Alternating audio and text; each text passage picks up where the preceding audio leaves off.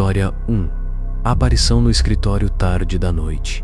Trabalho em uma empresa de desenvolvimento de jogos em Orlando, Flórida. O trabalho pode ser estressante, e conforme um prazo se aproximava, acabei ficando até tarde no escritório quase todas as noites daquela semana. Era uma quarta-feira chuvosa, e o mundo lá fora estava mergulhado na escuridão. De tempos em tempos, um raio iluminava brevemente meu escritório, enquanto o som rítmico da chuva batendo contra a janela criava um ambiente estranhamente relaxante enquanto eu me concentrava na programação. Naquele momento, apenas mais uma pessoa permanecia no escritório. Meu colega de trabalho, Chas.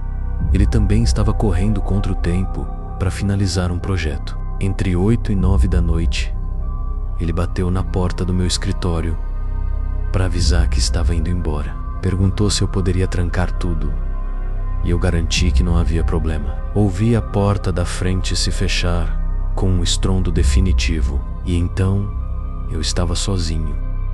Nosso escritório tem o formato de um L, com a entrada em uma extremidade e minha sala no canto mais afastado. Eu trabalhava na parte curta do L, tornando minha sala a mais isolada do prédio. Sentindo meu cansaço começar a pesar, decidi me afastar por um momento e fazer um café. Caminhei até a cozinha e me encostei no balcão, esperando a cafeteira esquentar a água. Foi então que eu ouvi o som de uma porta se fechando. Congelei, olhando pelo corredor. Procurei por movimento. O corredor estava imóvel, vazio. Alô, chamei, mas só fui respondido pelo silêncio. O som havia sido sutil demais para ser a porta da entrada. Tinha que ter vindo de um dos escritórios menores. Saí da cozinha e percorri os corredores, testando as portas. Todas estavam trancadas. Então, virei para o meu corredor. Algo estava diferente. Todas as portas estavam fechadas, incluindo a minha. Lembro-me claramente de tê-la deixado aberta. Não havia corrente de ar, nenhuma janela aberta, nada que pudesse ter feito isso acontecer. Um arrepio subiu pela minha espinha. Será que mais alguém ainda estava aqui? Com o coração acelerado, abri a porta de uma vez, me preparando para alguém pular em mim. Mas o escritório estava exatamente como eu havia deixado minha cadeira, meu computador, meus papéis espalhados. Apesar do desconforto, decidi ignorar e voltar ao trabalho. A chuva continuava a cair e os raios iluminavam o ambiente de tempos em tempos. Alguns me fizeram até pular da cadeira. O tempo passou logo já ira. Muito tarde para eu ainda estar no escritório. Como tinha feito um bom progresso, decidi encerrar por ali. Salvei meu trabalho, cliquei em desligar e apaguei a tela do computador. O monitor ficou preto e no reflexo da tela eu a vi. Uma mulher parada atrás de mim. Um choque gelado atravessou meu corpo. Eu não conseguia respirar, não conseguia piscar. Não virei para olhar. Me obriguei a levantar devagar, pegando minha bolsa com as mãos firmes, fingindo que não tinha notado nada. Caminhei a porta com passos calculados, sem ousar olhar para trás. Nem me preocupei em fechá-la. Só quando estava no meio do corredor, comecei a correr. Disparei pela saída, desci as escadas e saí direto para a chuva. Mesmo ao ar livre, meu peito estava apertado de terror. Tremendo, procurei minhas chaves, entrei no carro e tranquei as portas. Meu coração batia tão forte que parecia que ia sair do peito. Foi então que algo me fez olhar para cima. A luz do meu escritório ainda estava acesa e das persianas. Vi um pequeno espaço aberto, como se algo ou alguém estivesse me observando lá de dentro. Puxei o telefone e liguei imediatamente para minha chefe, Miranda. Ela garantiu que ninguém mais deveria estar no escritório. Prometeu que ligaria para a segurança para investigar. Mais tarde naquela noite, Miranda me retornou. O segurança vasculhou o prédio inteiro. Não havia ninguém lá dentro. Tentei explicar novamente o que tinha visto, minha voz trêmula. Até ela ficou assustada. Namba, Escritório, só há uma câmera de segurança, posicionada no final do corredor maior, perto da cozinha. Ela checou as imagens. Nada foi capturado. Nenhuma mulher, nenhum movimento, nada. História 2. O intruso do porão. Anos atrás, trabalhei como segurança em um prédio comercial em Midtown Manhattan. Era um trabalho relativamente tranquilo, consistindo principalmente em ficar de guarda no saguão e, ocasionalmente, patrulhar as instalações. Na maior parte do tempo, nada de emocionante acontecia. Mudou em uma fria segunda-feira de novembro. Uma funcionária de um consultório dermatológico, localizado em um dos andares superiores, desceu até o porão para pegar decorações de Natal para o escritório. Quando voltou, relatou que todas as luzes estavam apagadas e que o elevador não descia até o porão. A princípio, parecia um problema de manutenção, mas então ela mencionou algo que mudou tudo. Várias portas no porão tinham sido arrombadas. Foi aí que se tornou meu problema. Como o elevador não estava funcionando, eu não tinha escolha a não ser descer pelas escadas. E o pior, eu teria que ir sozinho. Peguei minha lanterna e comecei a descida. O porão abrigava salas de armazenamento, painéis elétricos e materiais de limpeza. Era um labirinto apertado de corredores estreitos, e a escuridão tornava tudo ainda mais desorientador. Minha única guia era a luz fraca da lanterna. Uma sensação de inquietação tomou conta de mim enquanto eu caminhava, meus passos ecoando pelos corredores vazios. Foi então que eu os vi, as portas quebradas, uma após a outra, escancaradas, algumas mal penduradas nas dobradiças. O dano era grave, como se alguém tivesse usado um machado nelas. Meu estômago se revirou. Isso não era um simples arrombamento. Alguém tinha travado uma guerra contra aquelas portas. Esperei encontrar sinais de roubo ao examinar os cômodos, mas estranhamente, tudo ainda estava lá: materiais de limpeza, decorações, equipamentos do escritório. O que quer que o invasor estivesse procurando não era algo material. Então, um barulho estridente ecoou pelo porão. Um estrondo seco, congelei, e de repente, um silêncio absoluto preencheu o espaço. Até mesmo o zumbido distante dos canos e os rangidos sutis do prédio velho cessaram. Era como se todo o porão tivesse sido drenado de som. Um arrepio subiu pela minha espinha. Alguém ainda estava ali. Engoli seco e tentei chamar. Tem alguém aí? Minha voz ecoou muito além do que deveria. Nenhuma resposta. Meu coração disparou. Comecei a recuar lentamente na direção das escadas. Eu não estava prestes a investigar nada. Isso era trabalho da polícia de Nova York, não de um segurança desarmado ganhando salário mínimo. Já estava quase no vão da escada quando ouvi.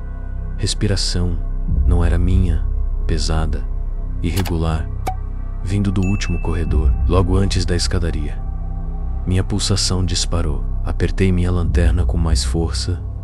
Apaguei a luz. Tentei me mover o mais silenciosamente possível, mas cada passo parecia ensurdecedor.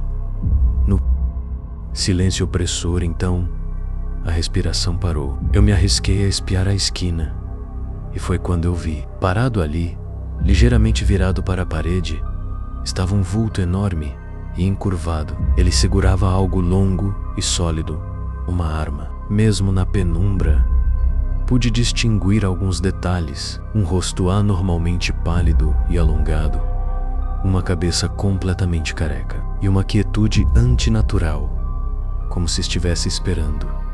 Uma onda de pavor me atingiu. Então, a cabeça da figura se inclinou levemente para o meu lado. Ele reagiu à luz que eu tinha acabado de reacender. Foi tudo o que precisei. Vi Ray e Corey. Disparei a escadaria acima, minha respiração entrecortada, meu corpo inteiro gritando para que eu me movesse mais rápido. Quando alcancei o topo, bati a porta do porão com força e tranquei imediatamente. Com os dedos tremendo, disquei 911.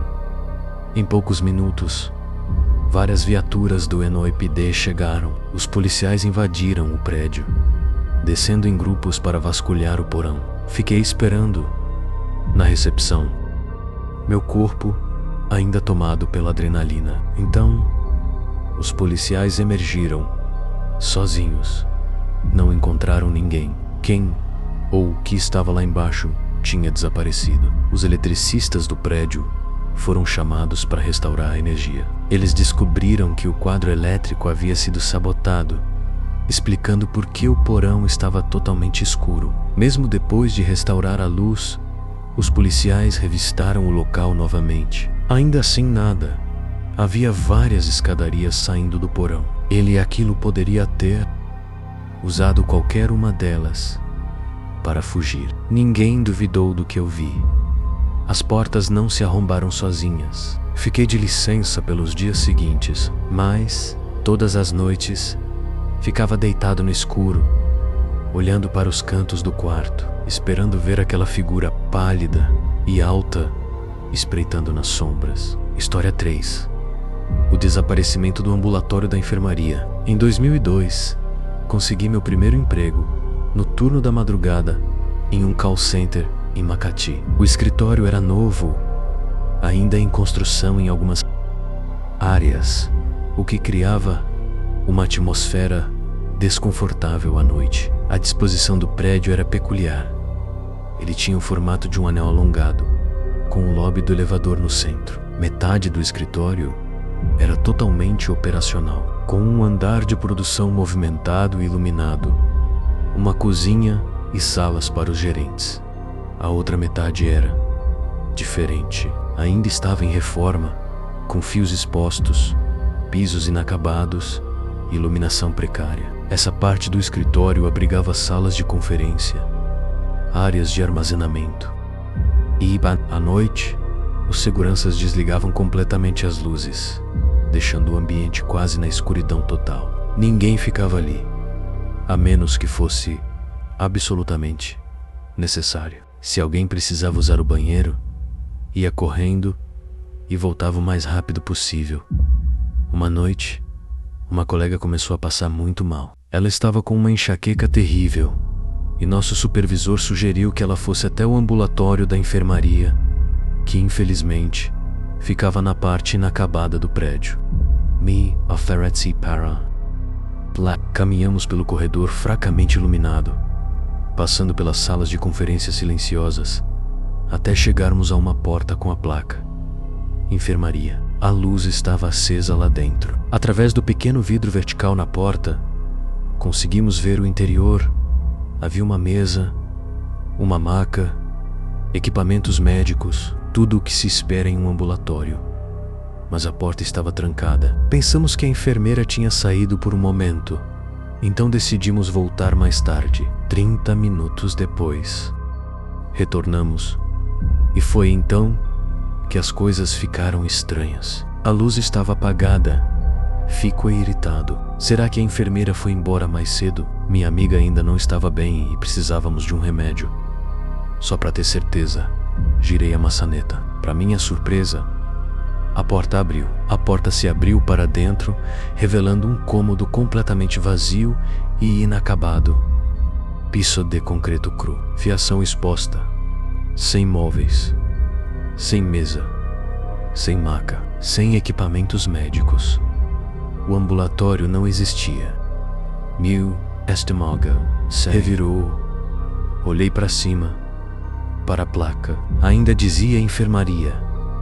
Estávamos no lugar certo. Virei para minha colega, esperando que ela me dissesse que eu estava imaginando coisas, mas seu rosto estava pálido. Seus olhos estavam arregalados, cheios de confusão e medo.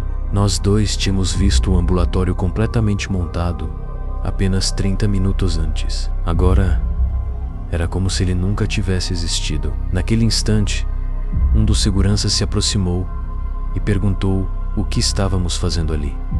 Tentou explicar, mas ele não acreditou em uma palavra. Riu, achando que estávamos pregando uma peça nele. Mas antes que pudéssemos continuar a discussão, Aconteceu algo estranho. A temperatura no ambiente despencou. Foi como se uma onda de ar gelado tivesse varrido o local. Um arrepio percorreu minha espinha. Os pelos dos meus braços se arrepiaram. Meu coração martelava no peito. Ninguém falou nada. Apenas ficamos ali, congelados no lugar. Então, minha colega desatou a chorar, respirando de forma ofegante, como se estivesse tendo um ataque de pânico. Foi o suficiente para o segurança. Ele nos expulsou às pressas, bateu a porta com força e trancou-a imediatamente. Corremos de volta para nossas estações de trabalho e contamos tudo ao nosso supervisor. Ele ficou em silêncio, apenas nos encarando, chocado, enquanto contávamos a história. Minutos depois, minha colega entrou em colapso. Seu ataque de pânico piorou tanto que precisou ser levada às pressas para o hospital Makati Med. O incidente nunca mais foi mencionado, mas eu ainda me pergunto, aquele ambulatório completamente montado era uma visão do passado? Ou será que era algo que nunca deveria ter sido visto? Às vezes, a realidade pode ser mais assustadora do que qualquer filme de terror. Essas histórias provam que nem tudo pode ser explicado e que o desconhecido pode estar muito mais perto do que imaginamos. Se você gosta de histórias reais e assustadoras, não se esqueça de deixar seu like para apoiar o canal, se inscreva e ativar o sininho para não perder os próximos vídeos. Compartilhar com alguém que ama histórias de terror. Já viveu algo inexplicável? Conte sua história nos comentários. Quem sabe ela aparece no próximo vídeo. Fique atento, fique seguro. Até a próxima.